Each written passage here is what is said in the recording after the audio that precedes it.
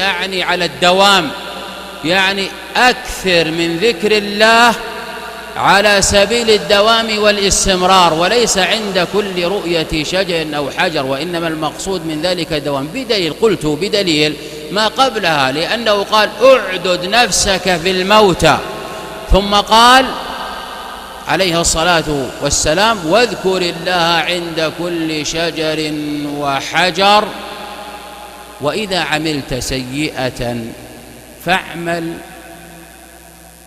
بجنبها حسنة. لما؟ لأن الحسنات يذهبن السيئات. ماذا قال بعدها؟ قال السر بالسر والعلانية بالعلانية. ما معنى هذا؟ يعني إذا عملت سيئة في السر فاعمل حسنة في السر لتمحوها، وإن عملت سيئة علانية فاعمل حسنة علانية.